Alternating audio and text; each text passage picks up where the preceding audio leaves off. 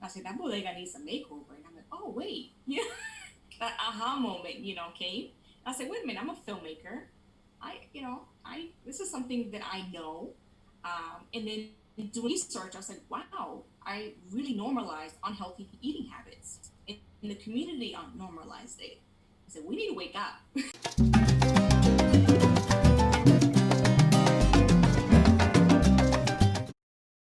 Today, I have the honor to introduce to you an amazing young woman all the way from Boston, Massachusetts, Miss Evelyn Brito. She is just a dynamo executive producer who I want to introduce you to.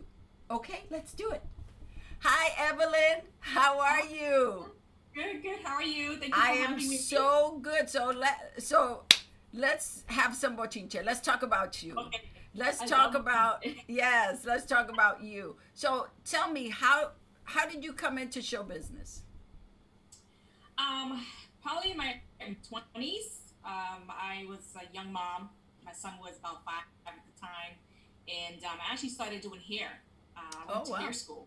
Yeah, I went to hair school, and I started doing sort of makeup and hair for on movie sets. And then I saw how the directors and producers were working. I'm like, I can do better than that. How did that door open for you? I mean, what made you decide you wanted to do hair? Um, First I wanted to do. I changed my career. Within the arts, and I wanted to do art therapy. Then I'm like, I don't know if I want to do that. Then my cousin's like, yeah, do hair. All the Dominicans are doing it. I'm like, yeah, I can do it. She's like, you can work in my salon. I'm like, yeah, why not? So I went to hair school. I loved it. Then and then and I was kind of really interested in producing. What is this producing thing journey? And so I talked to a really good friend of mine, and she said, he's like, you can do it yourself. I'm like, well, how so? He said, you can go to a public access television and create your own show. I was blown away. I was like, what? We have that here in the hood. That's So I took excellent. classes at BNN, Boston Neighborhood Network. I took field and studio production, and I just fell in love. You took what? Say that again. Studio and field productions. And so, what is Field Productions? Field is like if when they had like a kids event or city events, I would go with the camera. Oh, Yeah, okay. So it was like a remote. You're out in the field. yeah, Okay, in the field. that's why Yeah. it's field events. Okay, all right. At some point, you decided you were going to go to Los Angeles. What was that about? Hmm. Well, it wasn't gradually. I was deciding I wanted something more, and I felt like going to school in Los Angeles was the best move. So I applied. I got a scholarship for a year, and then I left my son for 2 years here with his dad and with my aunt, and it was the best experience I ever had. So what school did you go to in Los Angeles? It's called the Los Angeles Film School. Oh, absolutely. Yes. Yeah, on Sunset Mm-hmm. Boulevard. Yes. Across the Lots of street fun. from the Cinerama Dome. Right, Yes. exactly. Yes. So you went to school Hmm. and then you started to produce stuff. Yeah, So what was the first thing you produced or got your hands on? right. I did a lot of film student produce a lot of those. And just sort of testing the field in which area I'm interested. If it's editing, if it was directing, and I fell in love with producing because I kind of saw people's talents and say, okay, I think you should ask this person to film for you or this director. And then, I'm always asking how much those things cost. So necessary. You must know budget. Oh Lord Jesus, you got to know the Budget. budget. I'm sorry. You want to get that camera? How much that is? A day? Yes, yes. Yeah, That's yeah. that's what the producer does. I mean, one of the many hats the producer wears is to know the budget of everything, from Yes, paper yes. And I had a clips. great professor. So, how did you get involved in Maria Costa's production of macho men and the women who love them? hmm I think she put an ad in the LA Film School board, and then I just applied. Um, and I mean, it was a great experience. I called myself oh God, a producer whore. I will do anything. I produce anything. That's hilarious. After school, any projects, even if it's a small budget, I would produce it, whatever it is. Assistant producing, um, you, you know, taking notes. So after Maria, I just, her theater, I just produce and volunteer anywhere I can. Her stuff was a one-woman show, right? Yes. And so were you guys filming it? Or were you just doing the theatrical part of it? Or were you doing the film production of it? I did most of the stage managing. Oh, okay. So I managed the talent, Maria's schedule, and also worked with the director. As far as the production piece, a lot of those camera angles, those were from students. Oh. From school students, yes. Brilliant. But I helped produce. Yeah. Brilliant. Love it. I love when I was wearing like 3 hats that day. Yeah, I love when artists do their own projects. I am a big supporter of that. And then you had a project called Stripped that you produced. Tell me about that project. So really came out from just living in the hood all my life, and then having a brother who lived in Detroit, and he was sort of in that kind of lifestyle. Mm-hmm. And he was shot. He was 25 years old. He was shot when he was 25? Wow. Yeah. He was in that lifestyle, so I really wanted to dig deep to his story. It's just sort of in the juvenile system. So I wanted to tell the story of the people who actually run the system, not the kids. Oh, so okay. It's kind of like looking at you know how they say it takes a village to raise a child. I wanted to look at that village and how did that village look like, and focusing on juvenile detention, especially girls. And what did you learn? What I took away from it is like learn my strengths and what are my strengths and what I can't do. I had a great experience writing it, directing it, and I learned a lot from it. That's great. That is great.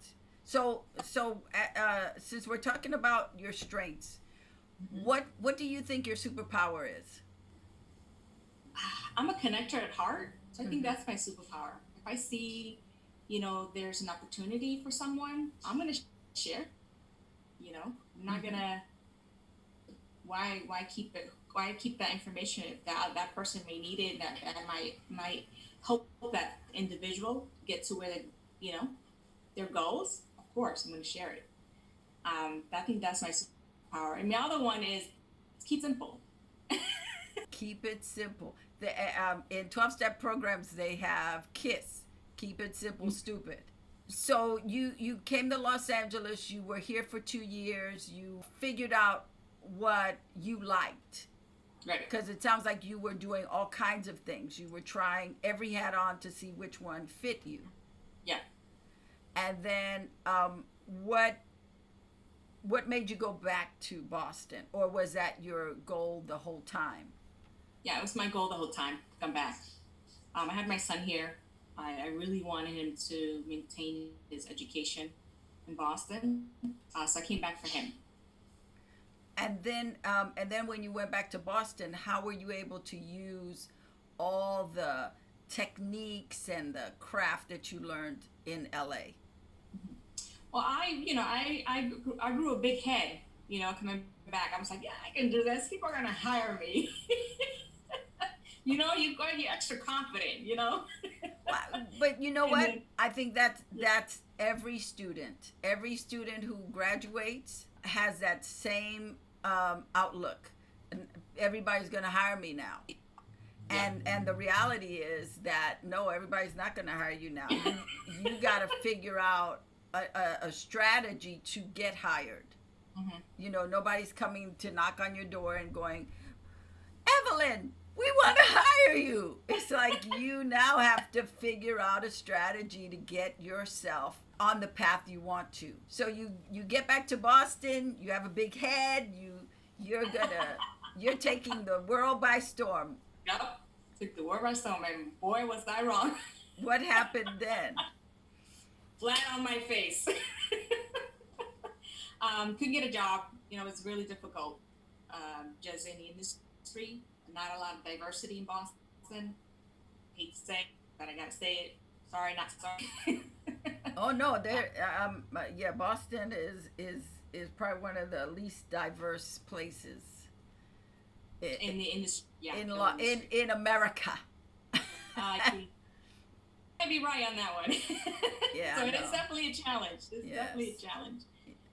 So I volunteer at WGBH, not as a producer, but volunteer, doing calls. So I learned a lot how nonprofit works. And, you know, I just dabbled with stage managing here and there. And then I decided to get a job, and where I worked for Color Magazine for many years. So what is Color Magazine? So Color Magazine is an online magazine that features professionals of color in the corporate world. Oh, okay. It was funded by Josefina Bonilla, and she noticed there was a sort of, segregation when it came to the corporate world. So she decided to create this magazine where she highlights everyone, you know, Asians, Hispanic, African Americans, in the corporate, really highlight and celebrate their success. So I had experience working with that and learning about diversity inclusion and ERGs and all of that stuff. It's a great experience. I got to learn a lot about the business side in the film industry and how, you know, it relates to the corporate world, like how that connection between the two. I was like, okay, so this is like a catch for me. It's all about money. It's all about money. I mean, at the end of the day, you can be as creative as you want, but it's all about money. So then it goes back to the producer. How do you find the money? You know, as a producer, you are challenged a lot of times to find money to make your project. So in learning nonprofit and then going into the magazine world and learning about corporate through that, were you able to connect the dots on how to start raising funds? Yeah, for sure. So that was pretty much my job at Color Magazine. I found the speakers and also found sponsorship. So I was always on the phone, learning, using LinkedIn, you know, and leveraging my connections there. And then, you know, in meeting CEOs, talking to them, and they're just like any other folks, you know. Right. Some carry their titles, some people don't. You know? And then once I started doing that, I said, wait, this is sort of the same. I can apply the same strategy when it comes to my films, or when it comes to producing. The same strategy when it comes to getting sponsorships and donation, and all of that. So what are 2 or 3 ways you use to get sponsorship? Well, it's not easy. You know, it's all sponsorship about relationship. As you know, it's relationship building, and it takes time. And you have to have something they will benefit from. So it's a mutual, you know, beneficial. It benefits your company and it benefits the project. Right. So you have to make sure that you're tapping into the right. You know, if you're doing a shoe commercial or raising money for a shoe movie, you can't go to a doctor, you know, unless it's a shoe doctor. What doctor? Right. So you have to really sort of match it. Yeah. So you have to pair the production with the sponsors. Right. You wanna make sure that they are giving that you're giving them the value for them to give you the money. Exactly. Okay. Yeah. Also, too, leveraging your connections. So, you know, for example, LinkedIn. You know, if I have a friend who knows the head person at, I don't know, Nike's, I say, hey, do you mind giving me an intro? You know, so leveraging that connection, because, you know, cold calling is kind of old school. I've done those before, and they're not fun. No, they're not. But as a producer, LinkedIn has been my best friend. Oh, that's good. Yeah, yeah. And the thing not to do is to ask for money right away. That's just common sense. Don't call and say, "Can you give me money?" Yeah. Oye, ¿me puedes dar $1? Yo quiero dinero, chico. Dame el dinero. No, you can't do that. Okay. How we say cuarto. Yes. No. And what's something else not to do when looking for sponsorship? Go straight to the top. Oh, okay. Yeah, sometimes it works and sometimes it doesn't. Okay. There's a chain of command, and if you don't start with the first chain, they may get pissed off by you. Okay. It's good to know. That's good to know. If the first person is the best friend from the CEO, they're like, hey, that person asked me, and I said no, So don't ever think that they don't talk, Well, there's some corporate companies that are too big, they don't communicate, but there are a lot of organizations that they do. Yes. Hey, I just told her no yesterday, Yes. Yes. Unless you are, I take no no's. I don't take any no's. I know you said no, but I'm going to keep going till I get a yes. Yes, exactly. Okay. All right. So, I want to talk to you about Bodega Makeover, which I think is brilliant. For those viewers who are watching, tell us what Bodega Makeover is. Yes. So Bodega Makeover is a web series. We provide store improvement and healthy eating options. We go city to city. So our mission is to go city to city to find bodegas in the need of a serious makeover. So in doing that makeover, what are your intentions? Because it's not just cosmetic. Right. Well, the intention is to look at the overall health of the owner, not just at the bodega. Well, only not bodega too, but the owner, especially the owner, and get experts to help him or help her. So again, the overall health of the bodega and then the community, because if you support the owner, that person has much of a success to be successful. You know what I mean? Yes.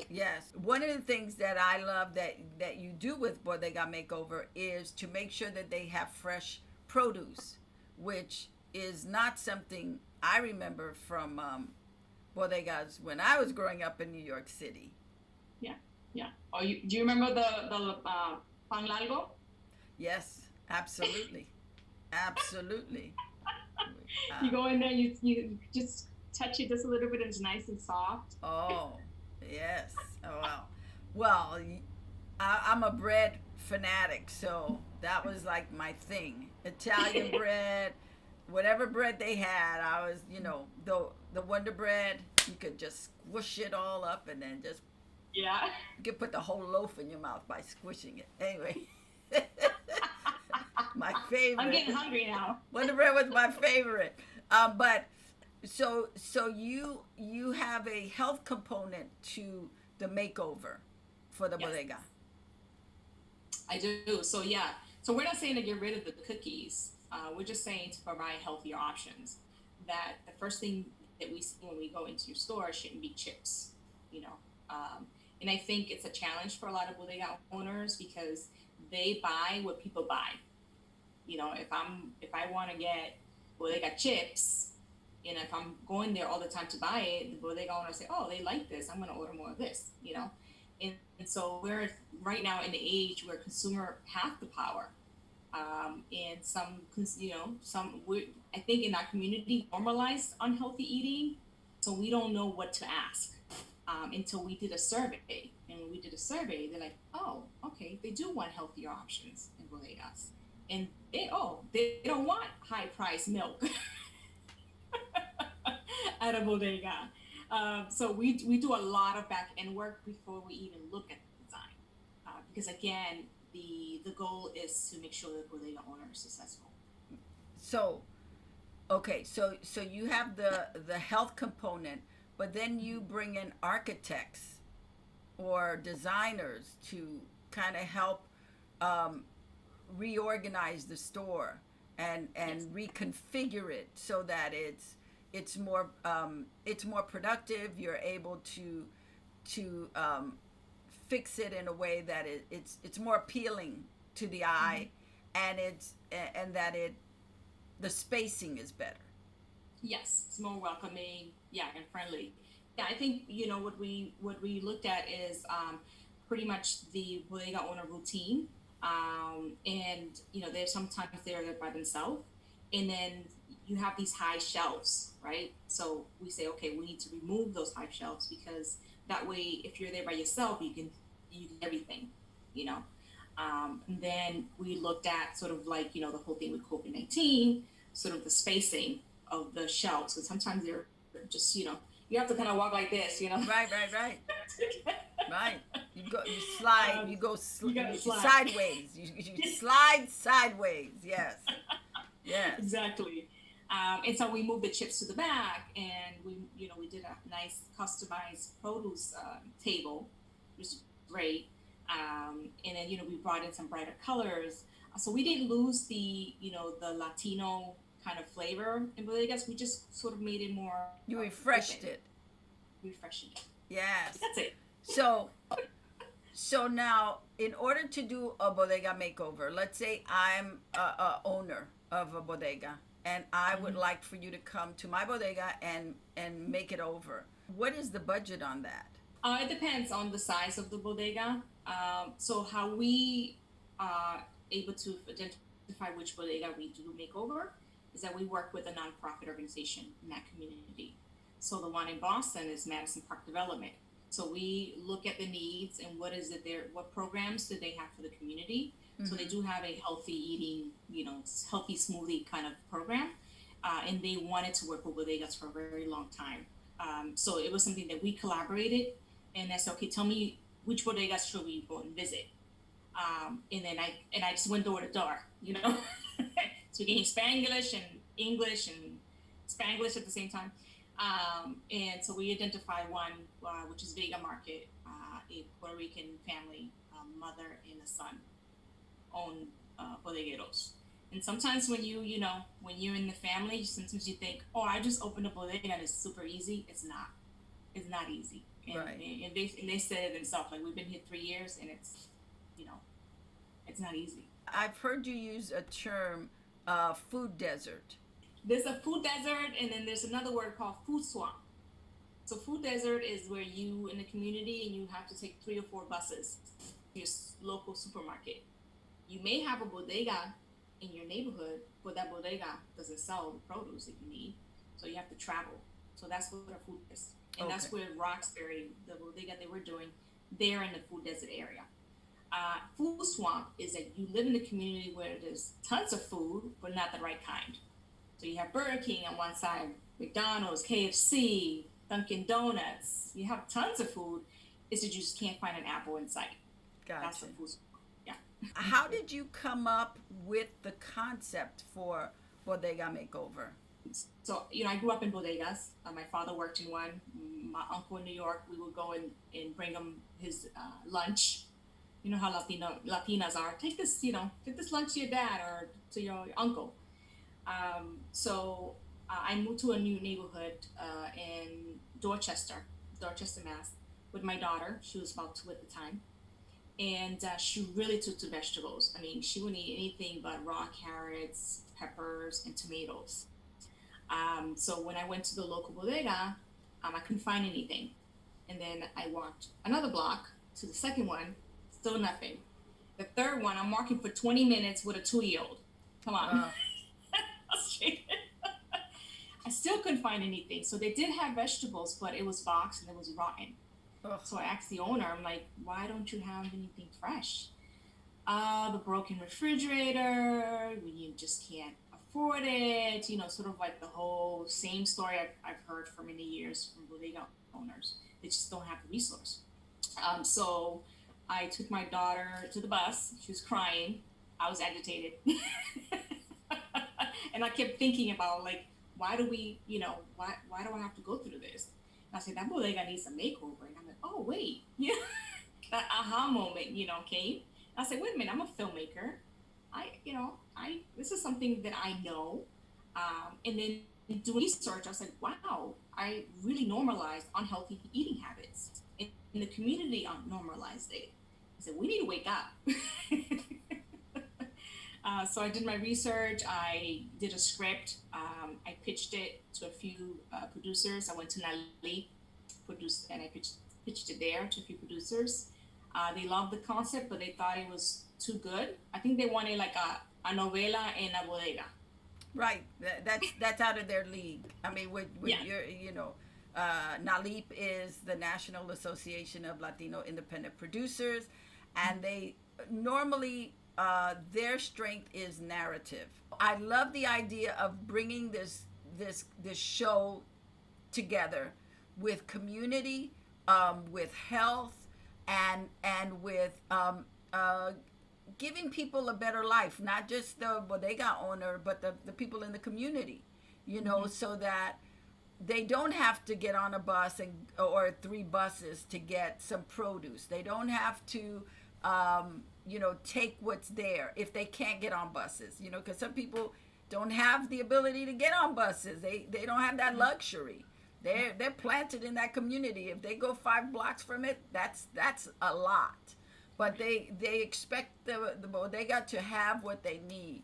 So I would like people to be able to support this project and be able to make this huge, because I think this should be a huge show, not just a side show. It should be as big as Extreme Makeover was, for ABC. So maybe NBC, maybe CBS, maybe Fox. You come along. Come on, we need you. You talk about diversity. This is diversity. So Yes. we Call me, want. NBC, call That's me. right. Give Evelyn Brito a call, and you can reach out to Evelyn at mybodegamakeover.com. And for Yes. those of you who are listening that are Latino, that are people of color, that know about bodegas, you know what? Go to her crowdfunding campaign and donate. Donate $5, donate $10, donate $20, whatever you can in the name of bodegas. What else do you need? We want stories. We want to hear other people's stories. If they have a bodega that they know it's in need, we want to hear that too. If you moved to a different neighborhood, but you go back to get that, empanada, or I want to hear that too. We want those stories. So I am cheering you on, Evelyn, because this is, first of all, this is a huge project. It's a huge undertaking, and God bless you for wanting to make this happen. So I encourage you not to give up, that this is something you have gold here. This is gold. It is wonderful. We here at Common Sense Mamita will support you as much as we can, because this is one of those things that is really embedded in Latino communities. Latinos know about the bodega, and that is part of our culture. Whether you're Puerto Rican, whether you're Cuban, whether you're Dominican, if you grew up in the States, you know about bodegas. I really appreciate you taking this time to talk to us, and it was lovely to get to know you, and I just am cheering you on, because you're a woman and you're kicking ass. So, Thank you so much. and Thank you so much for this especially platform. being a mommy, because Oh, there's that balancing act you have to do. So thank you so much. Thank you. thank you for having me. Yes. Appreciate it. And I just want to remind you guys, if you have not subscribed to Common Sense Mamita, please do so. And if you enjoyed what you heard, can you please check in the descriptions and go to mybodegamakeover.com and contribute however way you can, be it a story, tell about a bodega that's in need, give money, help with sponsorship, tell us about sponsorship that you know of that would be perfect for this. Evelyn needs your help, so help her, because by helping her, you help our communities. That's all I have for you today. Till next time, see ya.